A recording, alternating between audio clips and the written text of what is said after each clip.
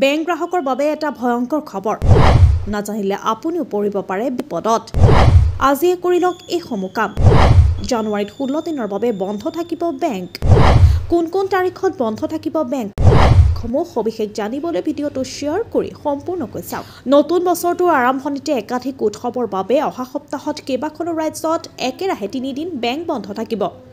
RBI ছুটিৰ তালিকা অনুসৰি জানুৱাৰী মাহত 16 দিনৰ বাবে বন্ধ থাকিব বেংক সেৱা ভাৰতৰ বেংকসমূহ সাধাৰণতে সকলো ৰাজহুৱা বা ৰাষ্ট্ৰীয় বন্ধৰ দিনৰ লগতে কেইবাটাও উৎসৱত বন্ধ থাকে প্ৰতি মাহৰ দ্বিতীয় আৰু চতুৰ্থ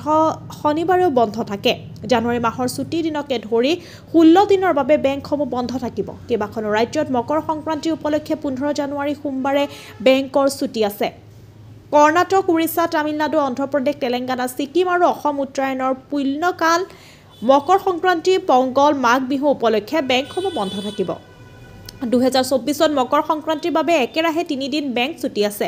মকৰ সংক্ৰান্তি তথা মাঘ বিহুৰ বাবে 13 জানুৱাৰী দ্বিতীয় শনিবাৰ দেওবাৰ সোমবাৰে সকলো বেংক বন্ধ থাকিব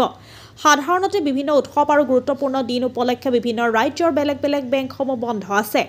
1, 2, 4, 5, 11 আৰু 12 জানুৱাৰীত বিভিন্ন ৰাজ্যত ভিন্ন কাৰণত বেংকসমূহ বন্ধ হৈ ৰখা হৈছে ইয়াৰ উপৰিও 22 জানুৱাৰীত মণিপুৰত ইমিউনো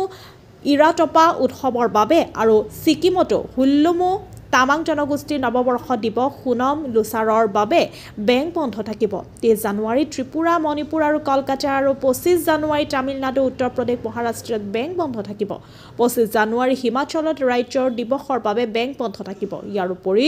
জানুৱাৰী মাহত 26 জানুৱাৰীত গণৰাজ্য দিৱস উপলক্ষে সমগ্ৰ দেশতে সকলো বেংক বন্ধ আছে 31 জানুৱাৰীত অসমত মেডাম মেফিৰ বাবে বেংকসমূহ বন্ধ থাকিব